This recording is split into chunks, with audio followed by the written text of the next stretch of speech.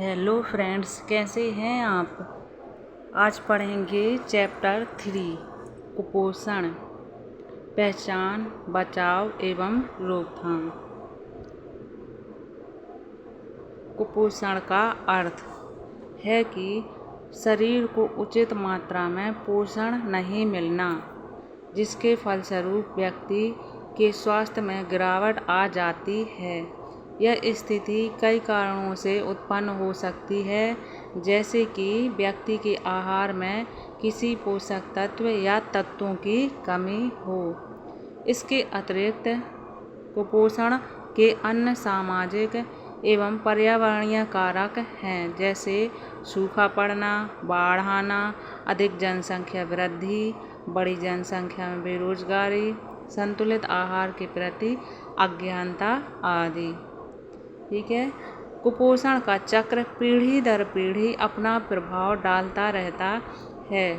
लड़कियां जिनका शारीरिक विकास अच्छा नहीं हो पाता है, युवावस्था में बौनी रह जाती हैं, उनमें इस बात की संभावना बढ़ जाती है कि वे कम भार वाले शिशु को जन्म दें।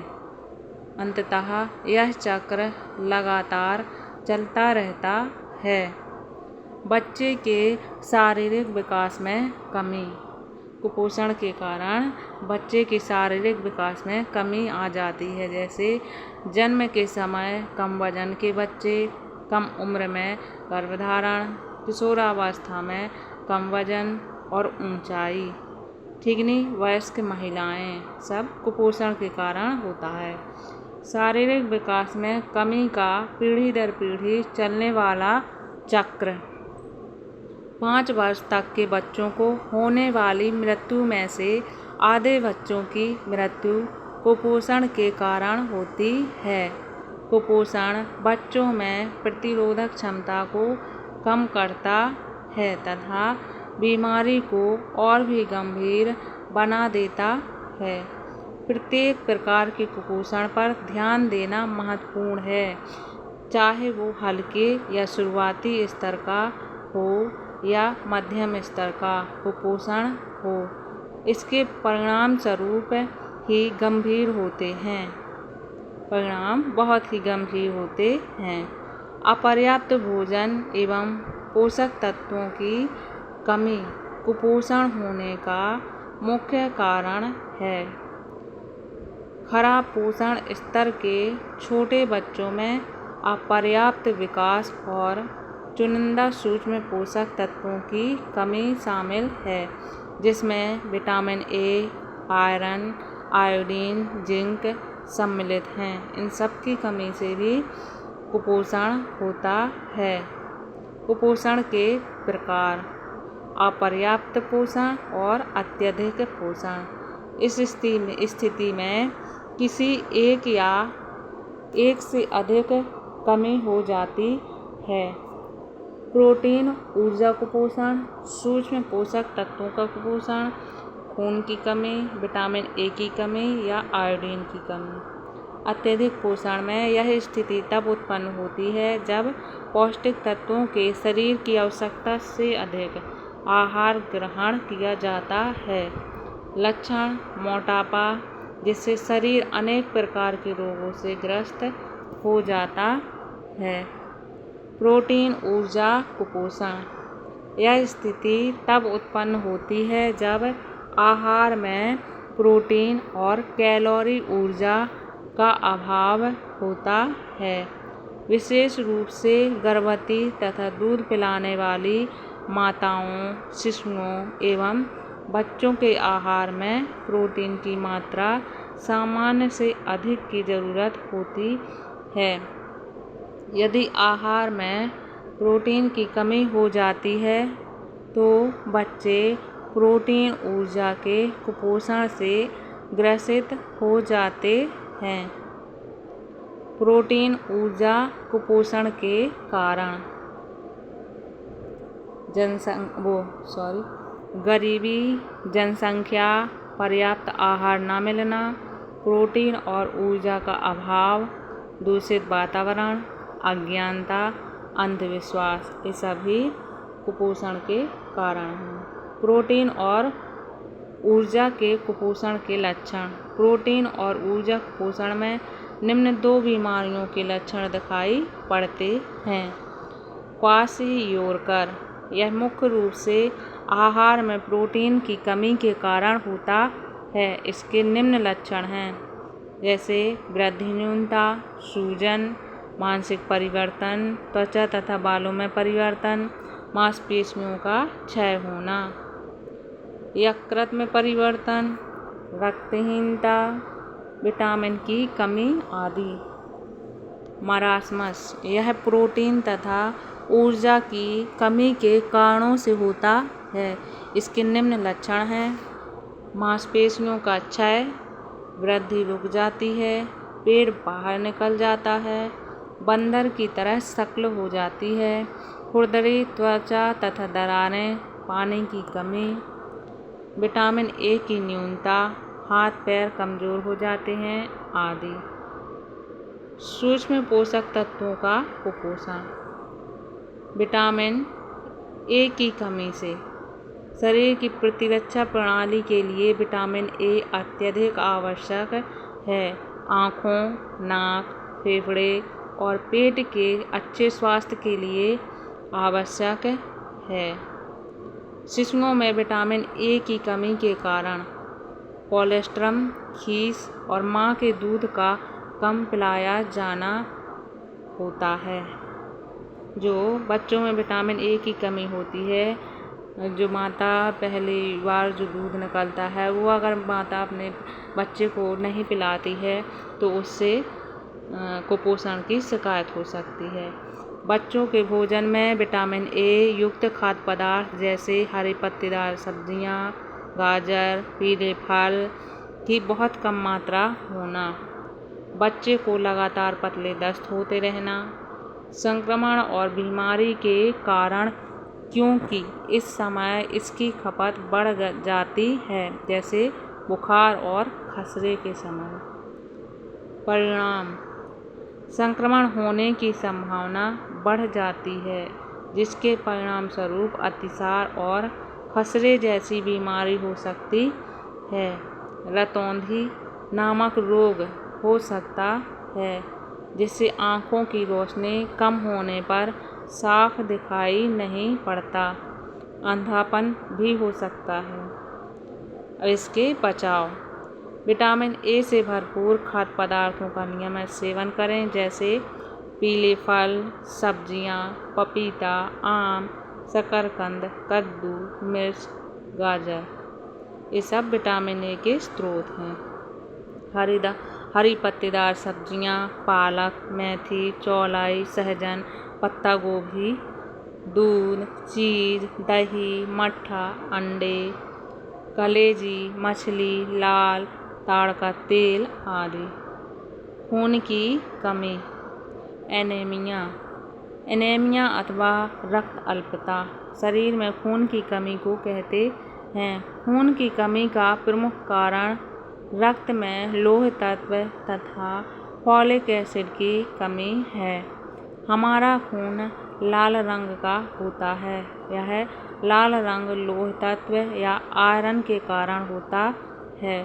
शरीर को आयरन की आवश्यकता हीमोग्लोबिन के निर्माण के लिए होती है, जो लाल रक्त कणिकाओं में प्रोटीन का निर्माण कर शरीर के दूसरे भाग में ऑक्सीजन पहुंचाती है। पर्याप्त ऑक्सीजन के बिना किसी भी व्यक्ति की शारीरिक शक्ति और मानसिक क्षमता कम हो जाती है। खून की कमी के कुछ कारण। बच्चों में भोजन में कम आयरन की मात्रा लेना, आयरन के पाचन में रुकावट होना, आयरन की अधिक आवश्यकता बीमारी के समय, भोजन के तुरंत बाद चाय पीने से शरीर में लौह तत्व का अवशोषण कम हो जाता है। मलेरिया या पेट के कीड़ों के कारण खून की गंभीर हानि। किशोरियों एवं महिलाओं में कुपोषण के कारण।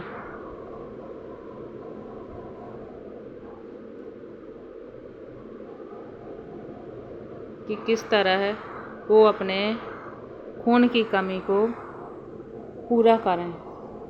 किशोरावस्था में शारीरिक विकास बहुत तेज़ी से होता है, जिससे शरीर में खून की ज़रूरत बढ़ जाती है।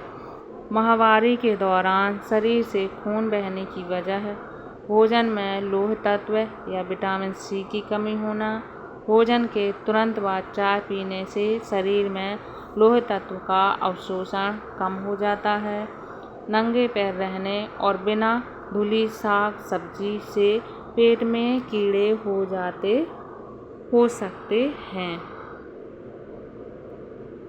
खून की कमी के लक्षण: कमजोरी, थकावट और सुस्ती, जल्दी सांस फूल जाना, भूख ना लगना, हाथ पांव दुखना, काम में मन न लगना और ध्यान ना दे पाना, चक्कर आना, आंखों के आगे अंधेरा छाना। अनियमित माहवारी। खून के कमी के परिणाम: बच्चों में वृद्धि को प्रभावित करता है, कम ऊंचाई, अपर्याप्त वृद्धि, बीमारियों के प्रति कम प्रतिरक्षण क्षमता, भूख न लगना। किशोरावस्था में थकावट, माहवारी रुक सकती है, पढ़ाई में ध्यान न लगना, संक्रमण से लड़ने की क्षमता कम हो जाती है, एनीमिया की शिकार। किशोरी बालिकाएं अधिकतर छोटे कद की मां बनती हैं, जिससे कुपोषण का चक्र पीढ़ी दर पीढ़ी चलता रहता है। महिलाओं में प्रसव के समय मृत्यु का अधिक जोखिम, समय पूर्व प्रसव और कम वजन के बच्चों का जन्म होना, गर्भपात हो सकता है या खराब हुआ बच्चा पैदा हो सकता है।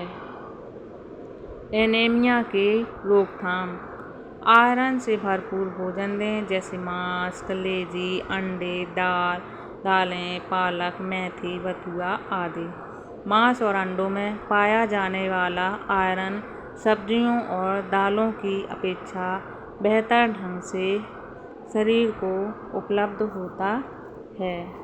विटामिन सी युक्त भोज्य पदार्थ जैसे नींबू, आंवला, अमरूद, घी, मिर्च, खट्टे रसेदार फल आदि का सेवन करें, ताकि शरीर आयरन को अच्छी तरह से पचा सके।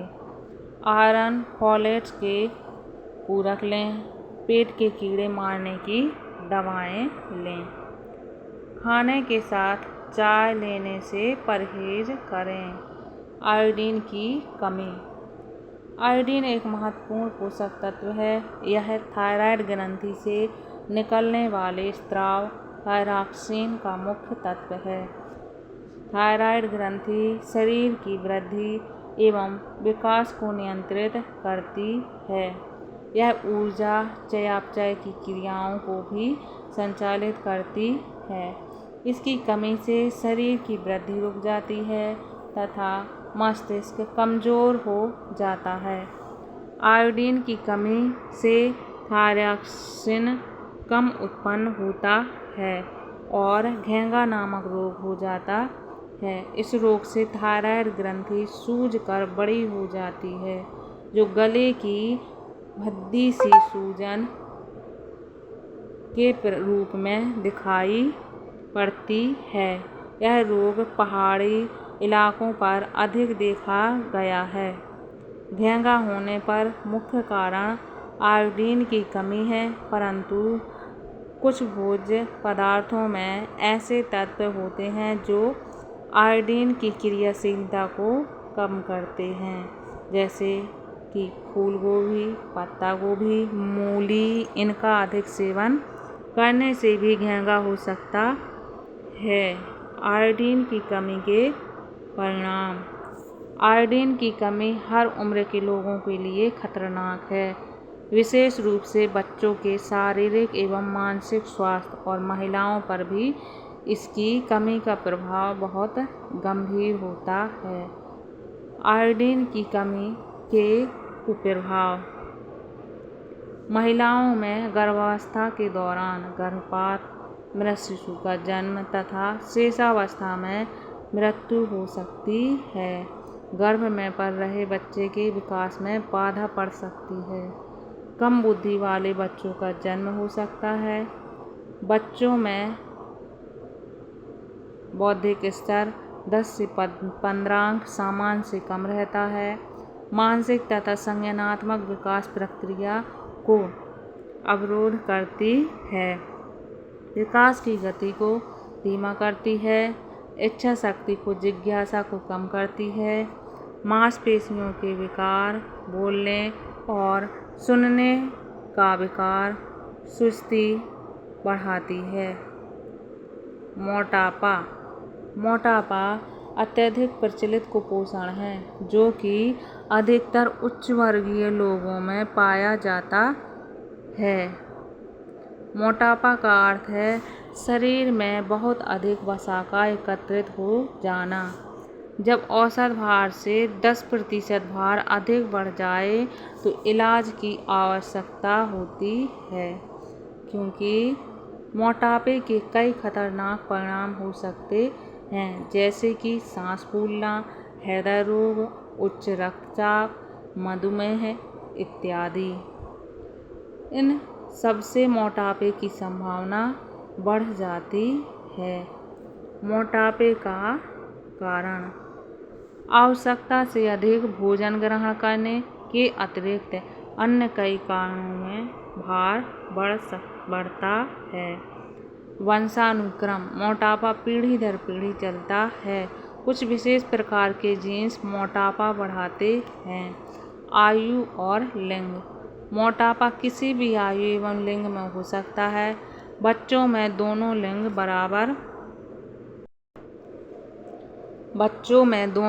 बराबर प्रभावित होते हैं, लेकिन किशोरावस्था के बाद पुरुषों की अपेक्षा महिलाएं मोटापे से अधिक प्रभावित होती हैं। भोजन संबंधी आदतें: कुछ लोग थोड़ा थोड़ा हर समय खाते रहते हैं, जैसे वे गृहिणियां जो स्वयं भोजन बनाती हैं और रसोई घर में रहती हैं। उनकी इस आदत का परिणाम मोटापा हो सकता है। शारीरिक परिश्रम: मोटापा शारीरिक परिश्रम करने वालों में कम पाया जाता है। मोटापा कभी भी हो सकता है, लेकिन प्रौढ़ावस्था के बाद इसकी संभावना बढ़ जाती है, क्योंकि उस समय शारीरिक श्रम कम हो जाता है। मनोवैज्ञानिक कारण: अधिकतर अप्रसन्न लोग अधिक भोजन करते हैं। नलिका विहीन ग्रंथियां: एडिपोज टिश्यू में पोषक तत्वों का प्रवेश और निष्कासन नलिका विहीन ग्रंथियों से निकलने वाले रस पर निर्भर करता है। मोटापे का इलाज: सबसे पहले शरीर का भार कम करना चाहिए। भार आयु व लिंग के अनुसार होना चाहिए, इसलिए वे आदतें जिनसे वजन बढ़ता है छोड़ देनी चाहिए। वजन कम करने के लिए गोलियों के इस्तेमाल से बचने की कोशिश करनी चाहिए। आहार में कम कैलोरी वाले भोज्य पदार्थों को ज़्यादा से ज़्यादा शामिल करना चाहिए। आहार में ज़्यादा से ज़्यादा हरे पत्तेदार सब्जियां एवं फलों को शामिल करना चाहिए। साथ ही शारीरिक श्रम भी करना चाहिए। वसा युक्त चीज़ों को कम कर देना चाहिए। पेय पदार्थ को अधिक से अधिक शामिल करना चाहिए। ठीक है। अधिक रक्तचाप: आयु बढ़ने के साथ साथ रक्त धमनियों की लचक कम हो जाती है, जिससे हृदय को अधिक दबाव के साथ रक्त प्रवाह करना पड़ता है, जिसके कारण रक्तचाप बढ़ जाता है। यह रोग नहीं है, अपितु रोग का लक्षण है। मोटापा बढ़ने से रक्तचाप अधिक हो जाता है, इससे हार्ट अटैक की संभावना बढ़ जाती है। आहार व्यवस्था: ज़्यादातर मोटे लोगों में अधिक रक्तचाप होता है, इसलिए ऐसे लोगों को कम कैलोरी का आहार लेना चाहिए जिससे वह सामान्य वजन तक आ सकें। आहार में प्रोटीन उचित मात्रा में देना चाहिए। ऐसे भोज्य पदार्थों का उपयोग करें जो प्रोटीन युक्त हों पर उनमें सोडियम की मात्रा कम हो। वसा वाले आहार सेवन कम करना चाहिए क्योंकि इससे एथेरोस्क्लेरोसिस हृदय का एक रोग की संभावना बढ़ जाती है। ऐसे भोज्य पदार्थ जिसमें नमक अधिक हो कम मात्रा में उपयोग करना चाहिए।